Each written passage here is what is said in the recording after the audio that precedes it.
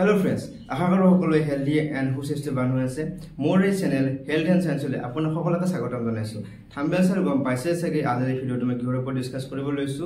সেইটো হৈছে আমাৰ পিচিঅডি। আমাৰ সমাজত সাধাৰণতে 8 to 13% মহিলাই পিচিঅডি দৰে বেমাৰ সাধাৰণতে ফেচ কৰে। এই পিচিঅডিটো আপোনালোকে হলে কি কেনে ধৰণৰ লক্ষণ আপোনালোকে ফিল কৰিব বা দেখিবলৈ পাব নিজৰ শৰীৰত চেঞ্জ হোৱাটো সেই বিষয়ে এই ভিডিঅ'ত মই টোটেলি ডিসকাস কৰিম। তো ভিডিঅ'টো শেষলৈকে চাব আৰু যি স্কিপ নকৰাকৈ চাবলৈ চেষ্টা কৰিব। তাৰপিছত আপোনালোকে সকলোখিনি কথা শেষলৈকে গম পাই যাব। এতিয়া বলক পিচিঅডিৰ যি লক্ষণসমূহ সেই লক্ষণসমূহ ডিসকাস কৰোঁ। পোনপ্ৰথমে পিচিঅডিৰ যি লক্ষণ সেয়া হৈছে মই ক'বলৈ গৈ আছোঁ আপোনালোকৰ মাহেকীয়া ৰিলেটেড বা মেনষ্ট্ৰুৱেশ্যন চাইকেল ৰিলেটেড। আপোনালোকে গম পায় যে নৰ্মেল মেনষ্ট্ৰুৱেশ্যন চাইকেল হৈছে আমাৰ 28 দিনত, মানে 28 দিনৰ মূৰে মূৰে এজন যি নৰ্মেল মহিলা বা নৰ্মেল ফিমেল তেওঁলোকে মেনষ্ট্ৰুৱেশ্যন চাইকেলত মানে আহে বা তেওঁলোকৰ মেনষ্ট্ৰুৱেশ্যন চাইকেল হয়।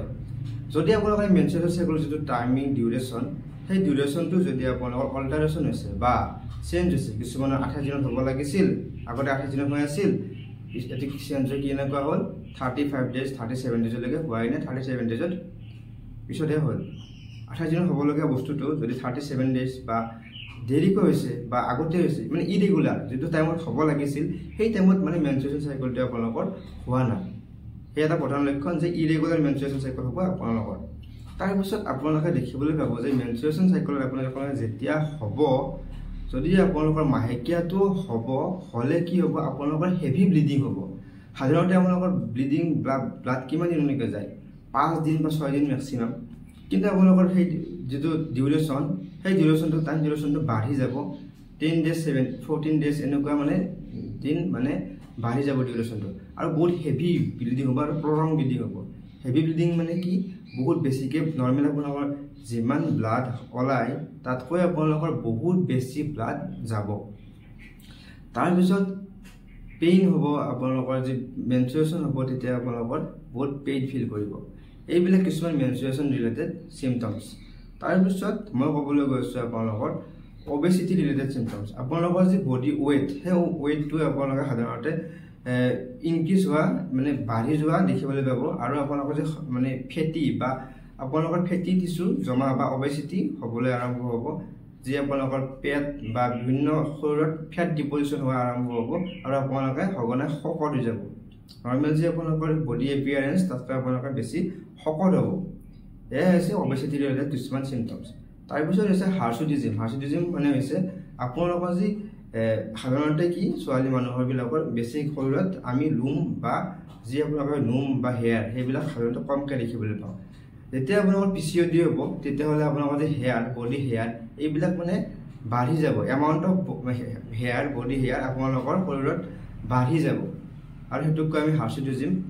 আৰু কিছুমান most of the females show hair loss, মানে বহুত ফিমেল এনেকুৱা চিমটমছ দেখায়, সেইবিলাক হৈছে আপোনালোকৰ যি হেয়াৰ লছ, মেল পেটাৰ্ণ বাৰ্ডনেছ বুলি কওঁ। মানে আপোনালোকৰ যি মূৰৰ চুলি এইবিলাক আপোনালোকৰ সৰা আৰম্ভ হ'ব, আৰু যি চুলিৰ ডেঞ্চিটি সেই ডেঞ্চিটিখিনি কমি যাব।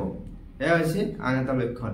তাৰপিছত যদি মই আহোঁ স্কিনত আপোনালোকে দেখিবলৈ পাব পিম্পলছ বা একনি বা আপোনালোকৰ যি কয় শালমইনা অসমীয়াত সেইটো বাঢ়ি যাব, আৰু আপোনালোকৰ যি স্কিন সেই স্কিনটো আপোনালোকৰ অইলি হ'ব আৰম্ভ হ'ব, আৰু কিছুমান ব্লেক ডিপজিশ্যন হোৱা আৰম্ভ হ'ব আমাৰ কিছুমান শৰীৰত। সেইবিলাক হৈছে আপোনালোকৰ এই পিছফালে গলৰ পিছফালে হ'ব পাৰে, বা গলৰ যি ফল্ড ইয়াত হ'ব পাৰে, বা আপোনালোকৰ যি ষ্টন বা ব্ৰেষ্ট বুলি কওঁ ব্ৰেষ্টৰ তলৰ ঠাইখিনি হ'ব পাৰে, বা গ্ৰ'ইন ৰিজন তলৰ যি ৰিপ্ৰডাক্টিভ পাৰ্ট ইয়াৰ চাইডৰ পিনে আপোনালোকৰ যি ডাৰ্ক বা ব্লেক পিগমেণ্টেশ্যন হোৱা আৰম্ভ হ'ব পাৰে।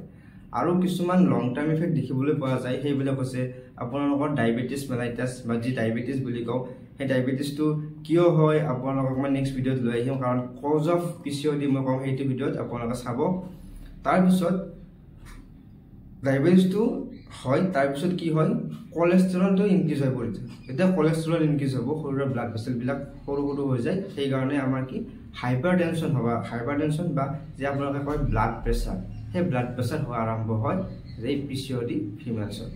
তাৰপিছত যি আপোনালোকৰ জৰায়ু বা ইউটেৰাছ বুলি কওঁ, ইউটেৰাছত যি আমাৰ লেয়াৰ মাছুল লেয়াৰ বা যি ইউটেৰাছৰ লেয়াৰ সেইটো মানে হাইপাৰ প্লাষ্টিক হ'ব বা হাইপাৰপ্লেছিয়া হোৱা আৰম্ভ হয় হাইপাৰপ্লেছিয়া মানে কি তাৰ যিটো সাইজ থিকনেস তো বাঢ়ি যায় আৰু most of the patient if it prolonged they suffer from PCOD তেতিয়াহলে কি হয় তেওঁলোকৰ জি ইউটেৰাছত টিউমাৰ হোৱা আৰম্ভ হয় টিউমাৰ বা এন্ডোমেট্ৰিয়াছিছ বুলি যাক কয় কিছুমান এনে ধৰণৰ বেমাৰ হোৱা দেখিবলৈ পোৱা যায় এইবিলাক আছে কিছুমান আমাৰ যি PCOD তেওঁলোকৰ যি লক্ষণ এই সমূহ লক্ষণ তেওঁলোকে সাধাৰণতে ফেস কৰে যেতিয়া তেওঁলোকৰ PCOD দৰে বেমাৰ আৰম্ভ হয় এইবিলাক আছে কিছু লক্ষণ ইয়াৰ পিছৰ ভিডিঅ'বিলাকত মই লৈ আহিম যে কজ অফ PCOD বা কিয় হয় তাৰপিছত ট্ৰিটমেন্ট PCOD লে কি কি খাব লাগে কি কি খাব নালাগে এইবিলাক বিষয়ে টোটালি মই ভিডিঅ' লৈ আহিম এইটো সিৰিজত চলিব যদি আপোনালোকে PCOD বিষয়ে মোৰ পৰা জানিব বিচাৰিছে আৰু যদি ভিডিঅ'টো ভাল পালে please like comment and subscribe কৰিব চেনেলটো নাপাহৰিব